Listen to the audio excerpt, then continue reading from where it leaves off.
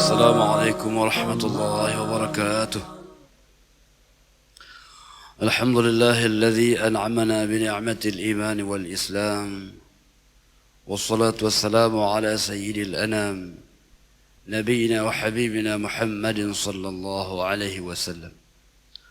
اللهم لا علم لنا إلا ما علمتنا، اللهم علمنا ما ينفعنا وانفعنا بما علمتنا إنك أنت العزيز الحكيم. اللهم اشرح لي صدري ويسر لي أمري واحلل عقدة من لساني يفقه قولي. ربي زدني علما وارزقني فهما. فقال تعالى في كتابه الكريم وهو أصدق القائلين: أعوذ بالله من الشيطان الرجيم، بسم الله الرحمن الرحيم.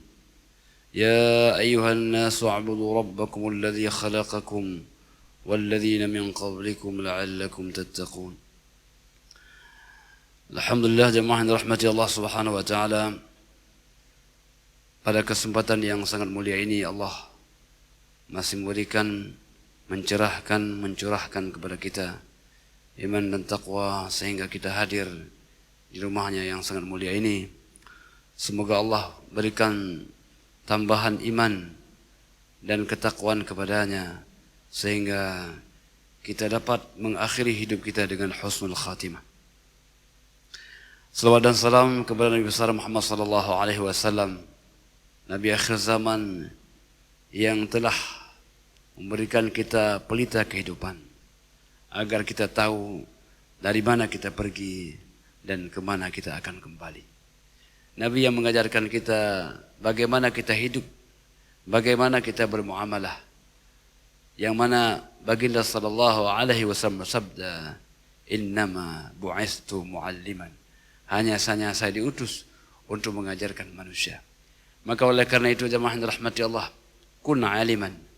Jadikanlah Anda sebagai orang alim, au muta'alliman, atau orang yang belajar akan ilmu, au mustami'an, atau orang yang mendengar akan ilmu pengetahuan.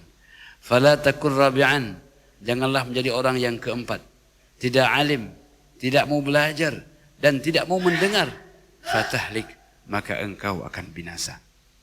Jemaah yang dirahmati Allah Subhanahu wa taala, maka sosok yang akan kita bicarakan pada kesempatan yang mulia ini adalah orang yang alim, orang yang muta'allim dan orang yang mustami'.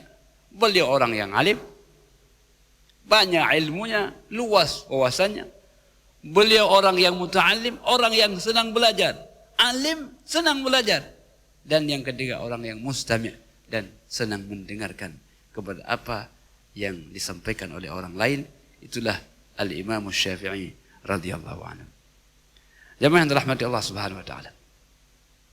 Alim sudah beliau pada usia 20 tahun. Beliau sudah menyampaikan fatwa. Beliau sudah menyampaikan hadis.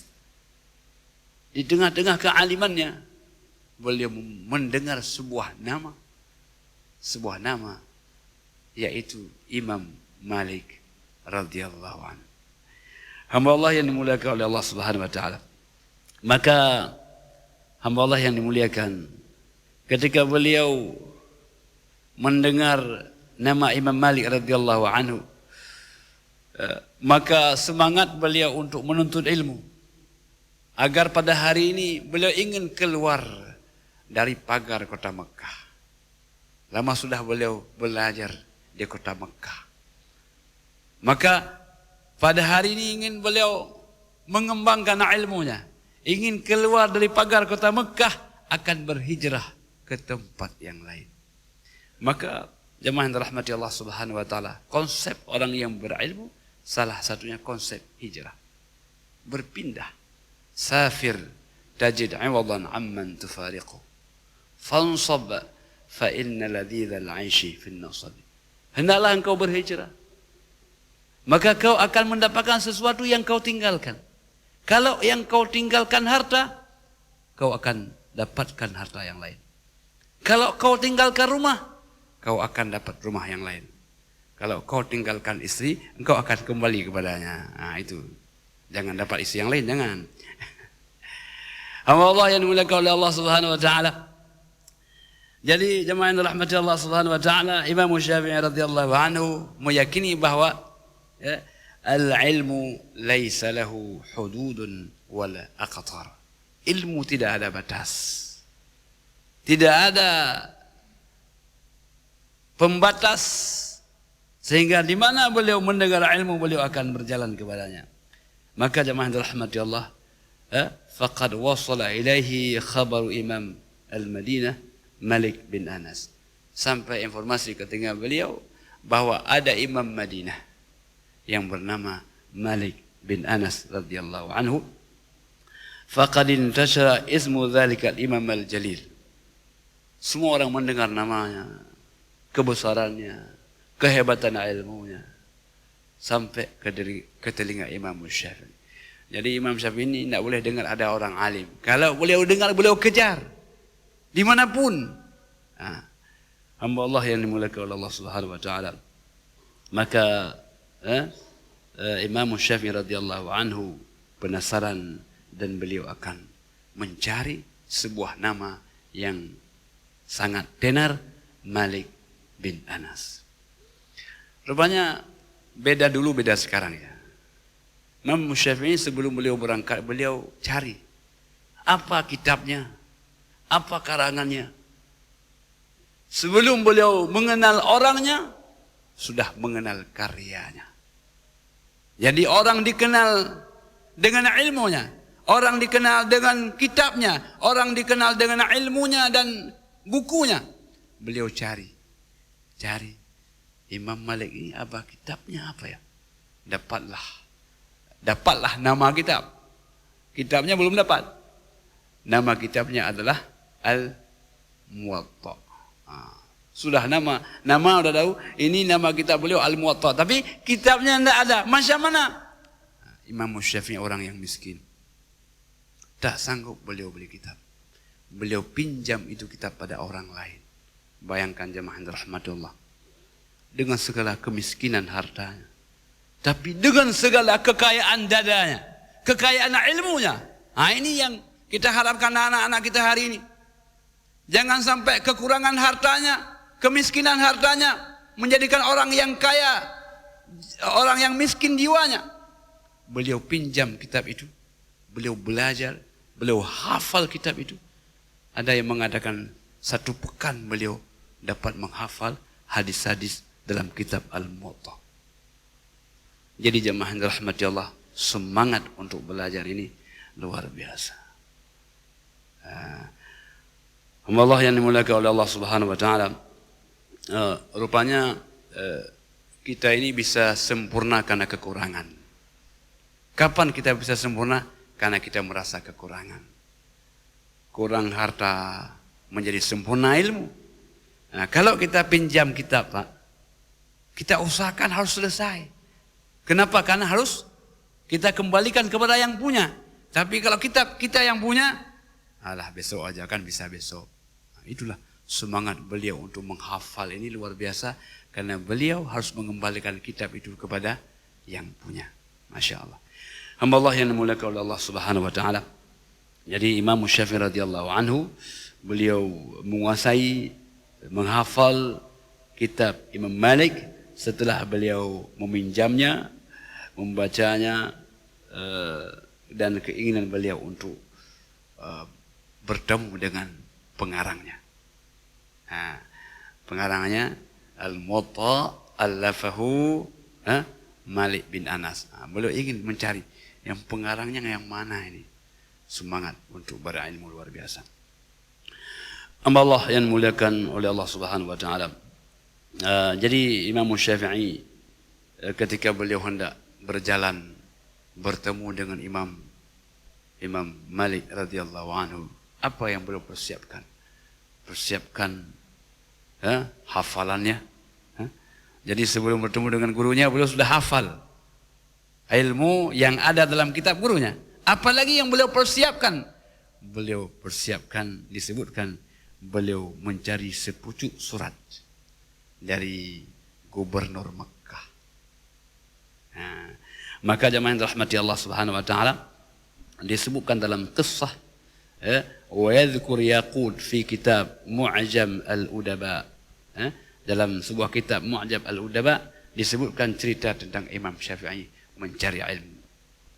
Bukan hanya cerita ilmunya, tapi bagaimana cerita mencari ilmu. Untuk apa? Agar orang-orang setelahnya tahu bahwa ilmu ini memang dengan segala kesungguhan, dengan segala kepayahan. Sesuatu yang susah dicari, susah dia akan hilang. Orang bilang easy come, easy go. Yang cepat datang dapat cepat pergi. Tapi kalau susah datang, susah pergi. Makanya jemaah rahmati Allah Subhanahu wa taala, kesusahan mencari ilmu ini menjadi sebuah keunikan dalam perjalanan kisah Imam Syafi'i radhiyallahu anhu. Hamba Allah yang dimuliakan oleh Allah Subhanahu wa taala, ceritanya Imam Syafi'i, dakhaltu ala wali Makkah, saya bertemu dengan gubernur Makkah, wa akhadtu kitabahu, saya mengambil sepucuk surat ila wali al-Madinah untuk disampaikan kepada gubernur Madinah. Beliau ingin ada pengantar dari gubernur Makkah kepada gubernur Madinah. Wa qaddamtul Madinata, sampai saya ke kota Madinah, wa ablaghtu al-kitaba ila al-wali, saya sampaikan surat ini kepada gubernur Madinah. Nah, ada surat beliau, pengantar daripada gubernur Makkah kepada gubernur Madinah. Kemudian falamma qara'ahu, ketika gubernur Madinah membacanya, qala, beliau mengatakan, inna mashi min jawfil Madinah ila jawfi Makkah hafiyan rajilan ahwanu alayya minal mashi ila bab Malik bin Anas. Kata gubernur Madinah, saya ini berjalan dari kota Madinah ke kota Makkah dengan jalan kaki, tidak pakai sendal, lebih mudah bagi saya ketimbang berjalan menemui Imam Malik radhiyallahu anhu. Inilah haibahnya Imam Malik radhiyallahu anhu, ketinggian ilmunya, masya Allah, hamba Allah yang dimuliakan oleh Allah Subhanahu wa taala. Tapi yang paling inti, karena panjang kisahnya ini, jadi di ujung cerita ini, hamba Allah yang dimuliakan oleh Allah Subhanahu wa taala, ketika Imam Malik ditemui oleh Imam Syafi'i. Imam Syafi'i datang bersama gubernur Madinah. Imam Malik pun keluar. Beliau sudah disiapkan satu kursi. Jadi kursi disiapkan oleh seorang budak hitam di rumah Imam Malik itu. Menyiapkan kursi, tempat yang kebiasaan Imam Malik duduk. Beliau memandang Imam Syafi'i radhiyallahu anhu. Imam Syafi'i langsung datang menemui Imam Malik radhiyallahu anhu, memperkenalkan dirinya. Hamba Allah yang dimuliakan oleh Allah Subhanahu wa taala. Kata Imam Syafi'i, aslahakallah inni rajulun mutallibi. Tuan Imam, semoga Allah memberikan kepada Anda kemaslahatan. Saya ini adalah seseorang yang datang dari keturunan Abdul Muttalibi. Hamba Allah yang dimuliakan oleh Allah Subhanahu wa taala. Lalu kata beliau, falamma sami'a kalami nazara ilayya. Ketika mendengar cerita saya, garis keturunan saya, beliau memandang saya. Rupanya jemaah yang dirahmati Allah, di wajah kita ini ada aura yang dibaca oleh orang lain. Wa kana limalikin firasah. Imam Malik ketika melihat Imam Syafi'i itu ada firasat. Sesuatu yang tergambar pada benak Imam Malik radhiyallahu anhu. Faqal, Imam Malik mengatakan, masmuk, nama engkau siapa? Kata Imam Malik kepada Imam Syafi'i, masmuk, nama engkau siapa? Qultu Muhammad, nama saya Muhammad. Nama saya Muhammad. Jemaah yang dirahmati Allah. Faqala ya Muhammad. Kata Imam Malik, wahai Muhammad, ittaqillah, hendaklah engkau bertakwa kepada Allah. Belum kenal, baru sepatah-patah beliau ngomong. Apa pertama sekali beliau katakan? Wahai Muhammad, ittaqillah. Maka kita tahu bahwa ilmu ini harus berangkat daripada ketakwaan kepada Allah Subhanahu wa taala. Tidak boleh berangkat dari maksiat. Tidak boleh berangkat dari hati yang kotor, berangkat dari hati yang bersih. Ya Muhammad, ittaqillaha, bertakwalah engkau kepada Allah Subhanahu wa taala. Apalagi wajtanibil ma'asi. Wahai Muhammad, hendaklah engkau jauhi dari maksiat. Kalau kau enggak belajar, mendalami ilmu, bertakwa kepada Allah yang pertama, hendaklah engkau jauhi dari maksiat yang kedua. Ini jemaah yang dirahmati Allah Subhanahu wa taala. Sehingga kita menghafal bagaimana Imam Syafi'i radhiyallahu anhu ketika beliau bertemu dengan Waqi', syakautu ila Waqi'in an su'i hifdhin fa akhbarani bi anna ilma nurun wa nurullahi la yuhdal 'asi. Saya pernah mengeluh kepada Imam Waqi' bahwa susah kali menghafal. Maka fa'arsyadani ila tarkil ma'asi. Beliau bimbing saya, beliau arahkan saya, wahai Syafi'i, tinggalkanlah olehmu maksiat. Fa akhbarani bi anna al-ilma nur. Beliau mengatakan ilmu adalah cahaya. Cahaya dia. Maka orang yang banyak ilmunya, banyak cahayanya, memberikan penerangan dimanapun dia berada. Wa nurullahi la yuhda lil 'asi. Cahaya Allah tidak akan tembus bersama maksiat. Jadi jemaah yang dirahmati Allah Subhanahu wa taala, ya Muhammad, ittaqillah. Wahai Muhammad, bertakwalah engkau kepada Allah.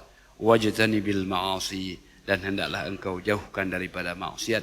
Fa innahu sayakunu laka sya'an. Saya lihat engkau adalah orang yang akan ada masa depannya. Wajahmu ya, akan ada masa depan. Engkau akan menjadi orang besar. Kata Imam Malik radhiyallahu anhu pertama ketika bertemu dengan Imam Syafi'i. Jadi hamba Allah yang dimuliakan oleh Allah Subhanahu wa taala. Inna Allah qad alqa biqalbika nura. Kata Imam Malik, Allah telah titipkan dalam dadamu cahaya. Allah telah masukkan dalam dirimu nur. Maka kata Imam Malik, fala tudfi'hu bil ma'siyah. Nur yang sedang bersinar, cahaya yang sedang terang, jangan kau padamkan dengan maksiat. Cahaya yang hari ini pada anak-anak kita katakan, nak, cahaya dalam dirimu, jangan kau padamkan dengan maksiat. Sebuah pelajaran yang penting bagi kita semua. Idza kana al-ghad taji, esoknya engkau datang, wa yaji man yaqra laka, dan engkau akan ada orang yang akan membaca padamu, yang akan belajar padamu. Suatu saat nanti orang akan datang hadir untuk belajar bersamamu. Jadi cahaya yang ada dalam diri engkau jangan kau padamkan dengan maksiat. Hamba Allah yang dimuliakan oleh Allah Subhanahu wa taala, ini adalah pesan sebelum Imam Syafi'i belajar, sebelum menuntut ilmu, sebelum bermuwajah dengan Imam Malik radhiyallahu anhu. Pesan yang pertama, takwa kepada Allah dan jauhkanlah daripada maksiat kepada Allah Subhanahu wa taala. Jadi oleh karena itu, tanda orang yang banyak ilmunya, banyak amalnya. Orang yang berilmu tidak beramal adalah laksana pohon tanpa berbuah. Jadi inilah kehebatan pesan yang disampaikan oleh Imam Malik radhiyallahu anhu. Hamba Allah yang dimuliakan oleh Allah Subhanahu wa taala.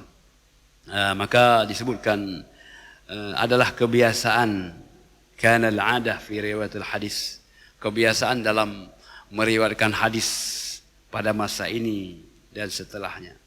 Setiap orang yang belajar hadis itu, ya, maka mereka akan membaca dahulu, menghafal dahulu hadis-hadis itu sebelum mereka datang kepada gurunya. Siap.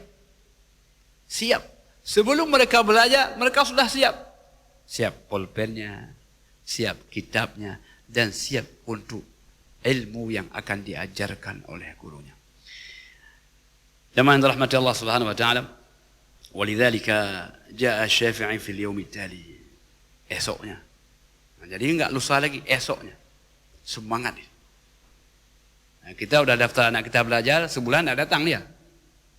Ini enggak. Esoknya fil yaum tali, pada hari berikutnya setelah mendapatkan izin daripada Imam Malik radhiyallahu anhu, maka Imam Syafi'i datang.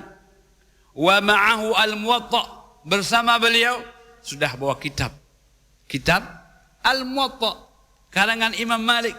Tidak disuruh bawa, tapi semangat ilmunya, beliau tahu apa yang akan beliau belajar, beliau sudah bawa kitab Al-Muwatta bersamanya untuk bertemu dengan Imam Malik radhiyallahu anhu.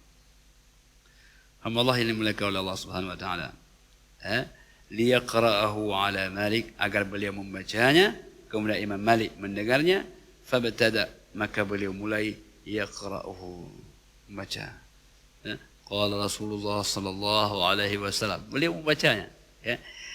Fa'ajaba Malik bi husni qira'atih, maka Imam Malik sangat kagum dengan indah bacaannya, fasih. Kita juga merasa bahagia anak murid yang semangat belajarnya, kan begitu. Jadi a'jaba Malik bi husni qira'atih, jadi sangat mengagumkan Malik karena begitu indah bacaannya. Jadi jemaah yang dirahmati Allah, kata Malik padanya, ya, fakana Syafi'i kullama tuhibul istimrar fil qira'ah. Jadi setiap beliau membaca semakin semangat Imam Malik mendengarnya. Yaqulu lahu Malik, Imam Malik mengatakan, zid ya fata, ayo tambah lagi, lanjut lagi. Lanjut lagi bacaannya. Walidzalika atammahu fil qira'ah ala Malik. Karena itulah kata Imam Syafi'i, saya tidak lama, dalam waktu yang singkat saya sudah selesaikan bacaan itu kepada Imam Malik radhiyallahu anhu. Jadi jemaah yang dirahmati Allah Subhanahu wa taala, semangat belajar bukan hanya kecerdasan. Cerdas itu adalah mauhibah. Cerdas itu adalah anugerah Allah Subhanahu wa taala. Allah tidak melihat kecerdasan kita, tapi Allah melihat kesungguhan kita. Kecerdasan itu adalah anugerah Allah Subhanahu wa taala. Mungkin jemaah lebih cerdas, tetapi yang Allah lihat adalah kesungguhan kita. Jadi orang berhasil bukan karena cerdasnya, tapi karena sungguhnya. Betapa banyak orang yang cerdas tidak berhasil, tapi betapa banyak orang yang kurang cerdas karena sungguhnya, Allah berikan keberhasilan kepada kita. Jadi oleh karena itu, ketika cerdas bertemu dengan kesungguhan, Masya Allah, itulah Imam Syafi'i. Orangnya cerdas, tambah lagi sungguh dia, maka sampailah ke puncak keberhasilan beliau. Jamaah yang dirahmati Allah Subhanahu wa taala, semoga anak-anak kita termasuk anak yang cerdas dan anak yang sungguh dalam menuntut ilmu pengetahuan. Allah yang dimuliakan oleh Allah Subhanahu wa taala, lazima Syafi'i syaikha fuqaha al-Hijaz, lazima, melekat Imam Syafi'i dengan syekh, dengan gurunya. Lazim ini kan melekat. Di mana Imam Malik ada, di situ ada Imam Syafi'i, melekat. Jadi guru dengan murid tidak boleh berpisah. Allah yang muliakan, wa 'asha fi kanfihi, beliau hidup di bawah naungannya, di bawah naungan Imam Malik radhiyallahu anhu. Wa kana yarhalu ahyanan ma'a hadhihi al-mulazamah ila as-sakhra. Dengan belajar dengan Imam Malik radhiyallahu anhu, kadang-kadang Imam Syafi'i juga pernah beliau pergi ke kampung-kampung, ke daerah-daerah yang jauh. Untuk apa Pak Imam? Ingin belajar bahasa Arab yang murni. Di kampung-kampung orang kan bahasanya murni, belum bercampur. Maka Imam Syafi'i menggunakan kesempatan seminggu sekali beliau ke kampung-kampung untuk belajar bahasa Arab yang murni. Jadi kesempatan tidak pernah disia-siakan. Bayangkan orang alim ini, apa yang beliau lihat, apa yang beliau merasakan itu menjadi ilmu. Tidak ada yang sia-sia bagi beliau. Melihat alam semesta ini akan tergambar bagaimana agungnya Allah. Melihat orang bicara akan tergambar bagaimana keindahan bicaranya. Imam Syafi'i belajar keindahan bahasa Arab ke kampung-kampung. Jamaah yang dirahmati Allah, maka beliau yadrusu al-qabail Arabiyah, belajar dengan kabilah-kabilah Arab ini untuk bahasa Arab yang lebih fasih. Wa yu'ashir ahlaha, beliau bergabung dengan mereka.